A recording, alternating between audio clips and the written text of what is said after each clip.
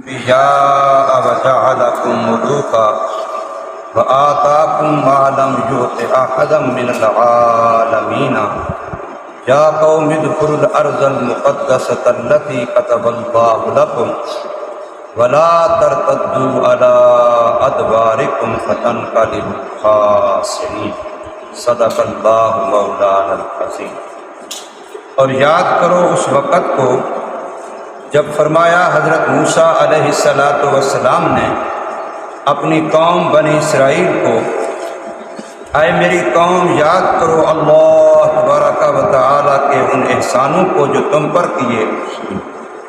بنایا اللہ تبارک و تعالیٰ نے تمہارے اندر کتنے نبیوں کو، اور بنایا اللہ تبارک و تعالیٰ نے تمہارے اندر کتنے بادشاہوں کو، اور دی اللہ تبارک و تعالیٰ نے تمہیں وہ نعمتیں جو نہیں دی کسی ایک کو دنیا جہان والوں میں سے۔ اے میری قوم داخل ہو جاؤ ارض مقدس پاک زمین بیت المقدس شام میں جو اللہ نے لکھ دی ہے تمہارے لیے، اور نہ الٹے پھرو تم اپنی پشتوں پر، بس لوٹو گے تم خسارے والے۔ سورہ المائدہ کی آیت نمبر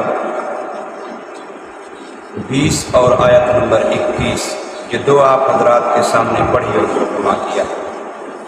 یہاں سے سورہ المائدہ کا چوتھا رکوع شروع ہو رہا ہے۔ یہ پورا رکوع 7 آیتوں پر مشتمل ہے۔ ان پوری 7 آیتوں میں ایک خاص واقعہ اور خاص قصے کا تذکرہ ہے جو آپ کو آیات کے ترجمے سے اچھی طرح سے معلوم ہو جائے۔ ہوا یوں کہ حضرت ابراہیم علیہ السلام جس ماحول میں پیدا ہوئے تھے وہ اکثر احباب جانتے ہیں کہ ان کے والدین بت بناتے تھے، بت پوجتے تھے، بتوں کو بیچتے تھے۔ ان کا گویا اوڑھنا بچھوڑنا بت تھا۔ اس ماحول میں حضرت ابراہیم علیہ السلام پیدا ہوئے اور پلے،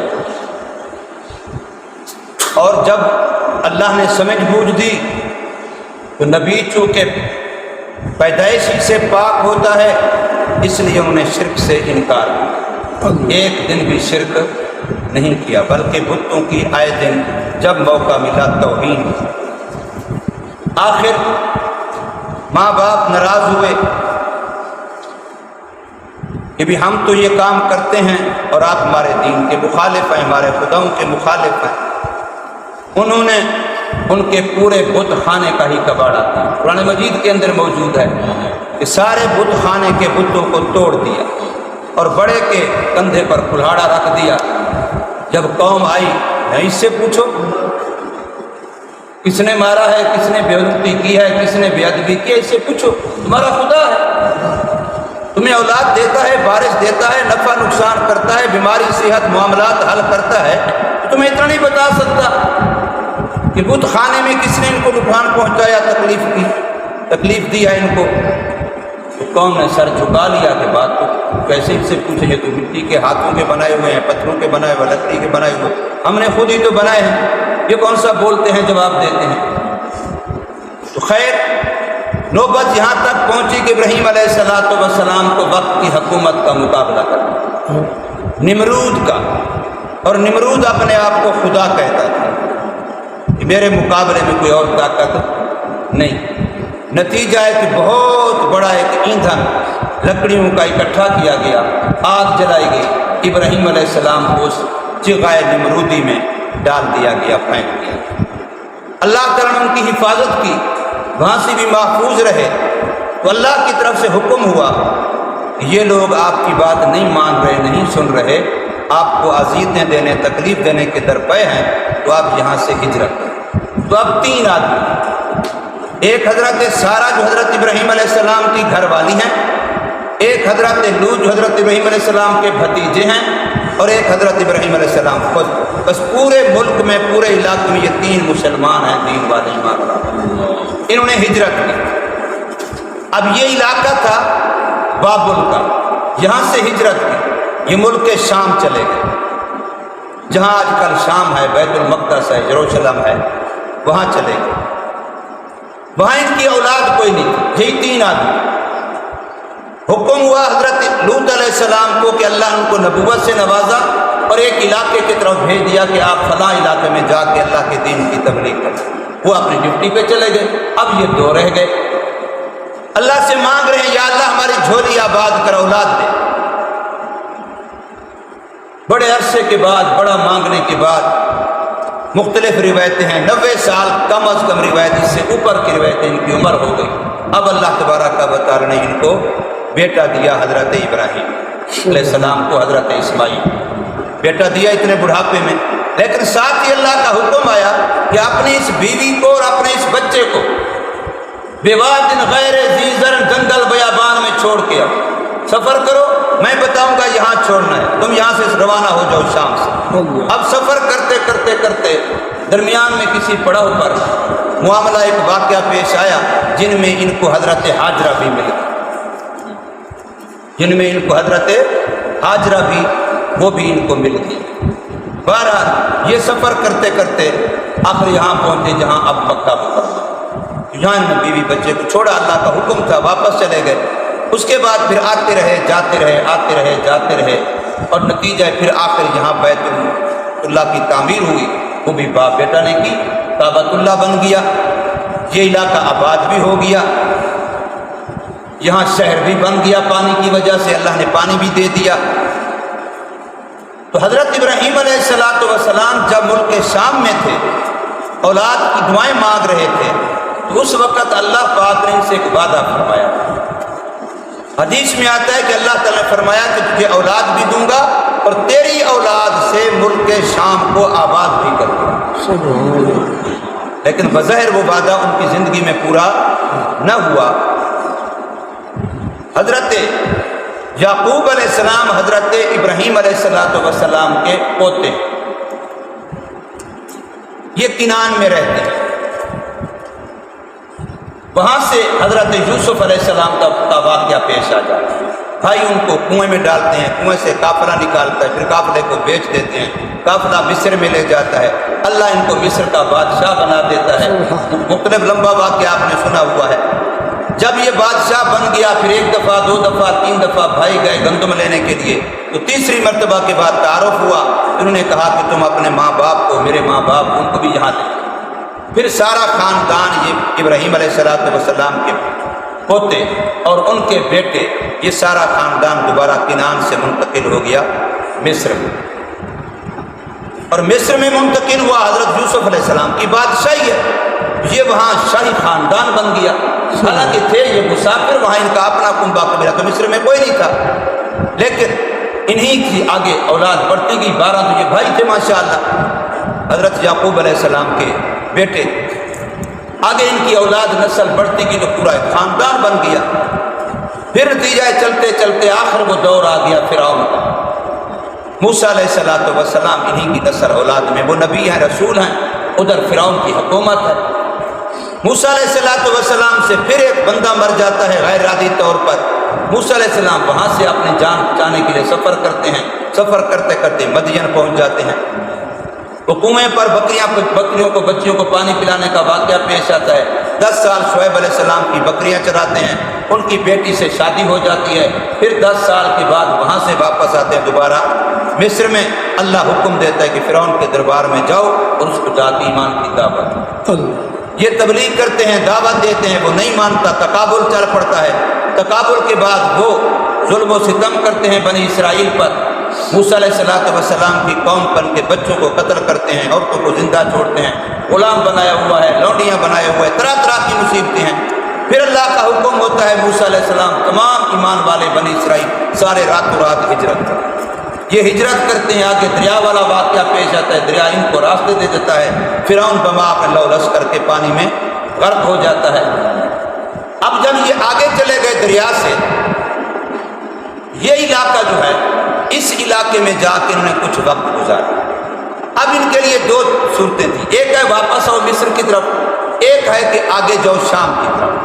تو ان کو اللہ کی طرف سے حکم یہ ہوا کہ وہ جو وعدہ کیا تھا ابراہیم علیہ السلام سے کہ تیری اولاد سے شام کو آباد کروں گا، بھر دوں گا، تو اب ان کو حکم ہوا کہ تم شام جاؤ، واپس مصر نہ جاؤ بلکہ تم شام جاؤ.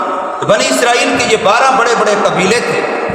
ان ہر قبیلے کا ایک سردار تھا۔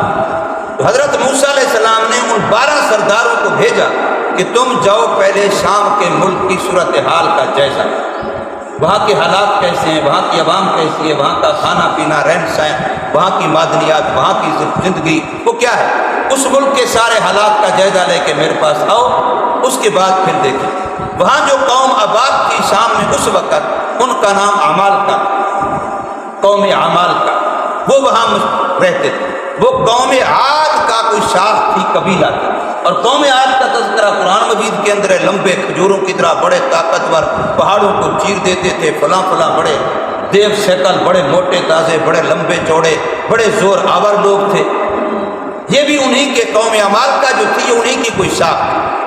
تو وہ 12 سردار جب واپس آئے تو انہوں نے حضرت موسیٰ علیہ السلام کو آ کے رپورٹ دی کہ ملک تو بہت اچھا ہے، بڑا سرسبز ہے، بڑا یہ ہے، بڑا وہ ہے، ہر لحاظ سے سہولت آسانی، بڑا آباد ہے، لیکن وہاں جو لوگ رہتے ہیں نا وہ انسان نہیں، وہ تو ایک دیو شکل ہیں، ان سے مقابلہ یہ ہماری قوم کا کام نہیں ہے۔ حکم تو جہاد کا ہے، ہم جہاد کریں گے تو غلبہ پائیں گے، بیت المقدس ہمارے ہاتھ میں آئے گا، لیکن وہ قوم اتنی زور آور طاقتور ہے، اتنے وہ بڑے بڑے دیو شکل ہیں، یہ ہمارے لوگ ان کا کیا کریں۔ تو موسیٰ علیہ السلام نے کہا کوئی بات نہیں، فتح شکست یہ میرے اللہ کے قبضے میں ہوتی ہے، دل اللہ کے قبضے میں، زہر کو نہ دیکھو، ہمیں اللہ کا حکم بھی ہے، پھر اللہ کا وعدہ بھی ہے کہ تمہیں کامیاب کروں گا، پھر ہم کیوں پیچھے ہٹیں۔ لہٰذا تم ایسا کرو کہ قوم کے سامنے ملک کی جو مفاداتی فائدے والی اچھی شکلیں ہیں، شوق دلانے والی ہیں، وہ تو بیان کرو، لیکن ان لوگوں کی یہ کیفیت بیان نہ کرو کہ بڑے ایسے ہیں، فلاں ہیں، اور کہیں ہمارے لوگ جو ہیں ہمت نہ ہار بیٹھے۔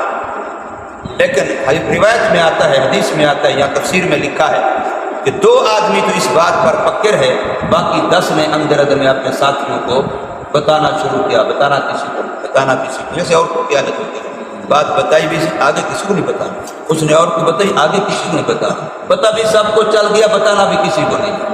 یہ عورتوں کی عادت عام مشہور ہے، انہوں نے بھی اس طریقے کا معاملہ کیا، بتانا کسی کو نہیں لیکن بتا بھی دیا۔ اب 10 بتانے والے ہوں، 2 چھپانے والے ہوں، تو بات تو سب میں پھیل گئی۔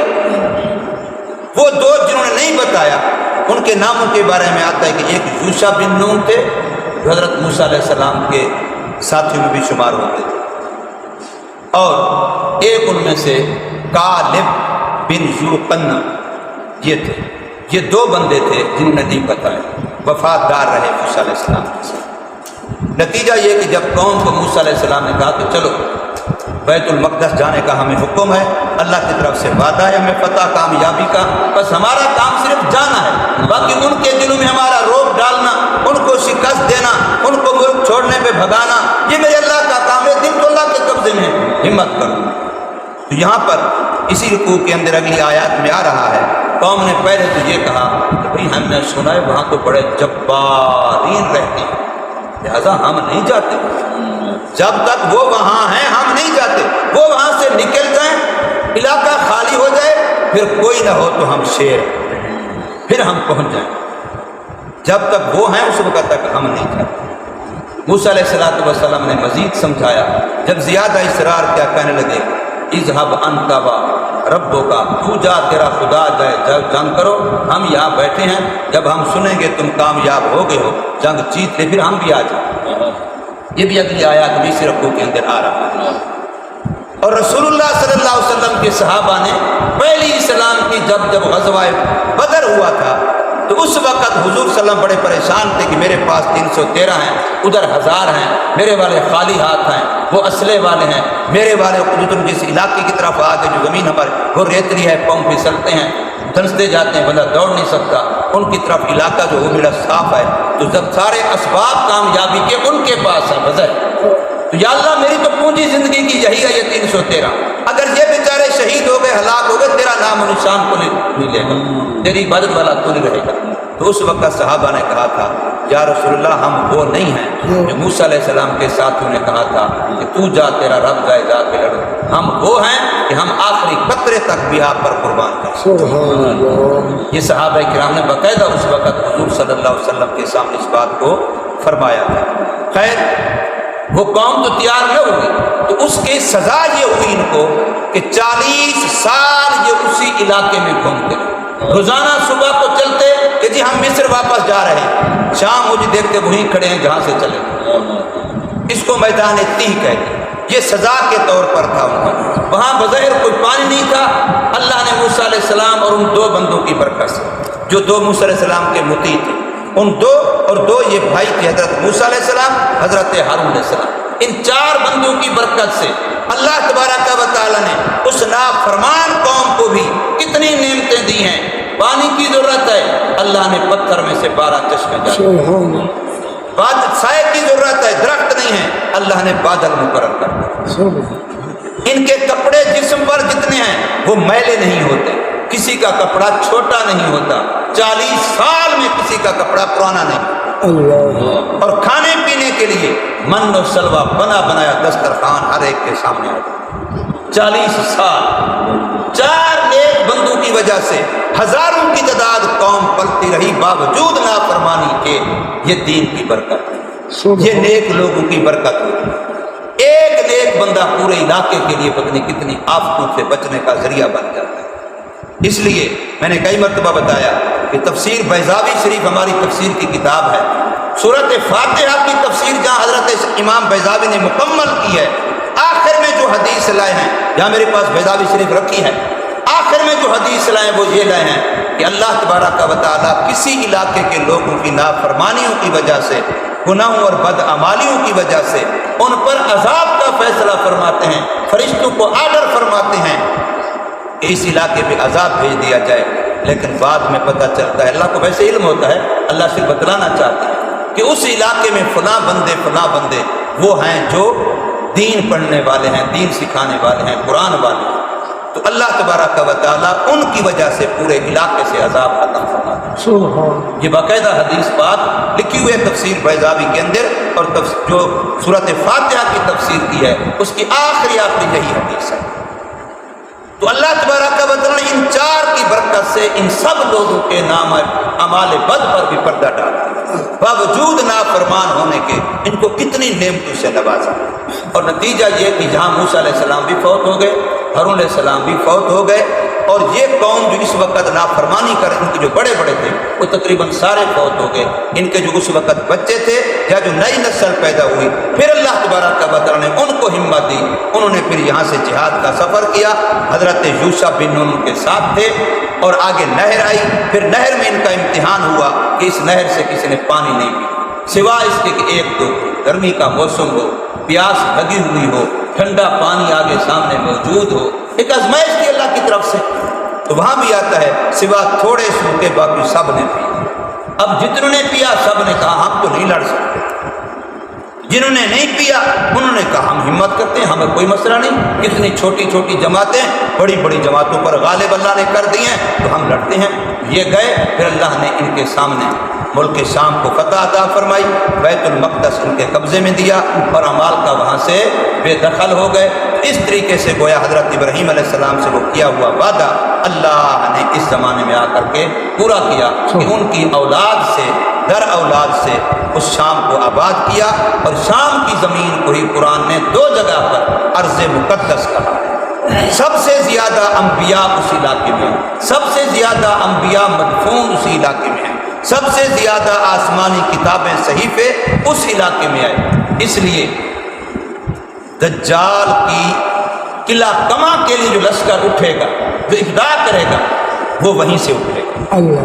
اگرچہ وہاں جا کر کے اس کو قتل تو کریں گے مقام لد پر، لیکن وہ لشکر کی ابتدا یہاں سے ہوگی۔ پھر اس کے بعد افغانستان سے سیاہ پگڑیوں والے مجاہد وہ ان کے ساتھ ہوں گے، یہ حدیثوں کے اندر موجود ہے، اور یہ لشکر یوں سفر کرتا ہوا پھر وہاں پہنچے گا۔ اللہ تبارک و تعالی ہمیں آیات قرآنیہ کی سمجھ نصیب فرمائے، عمل کی توفیق دے۔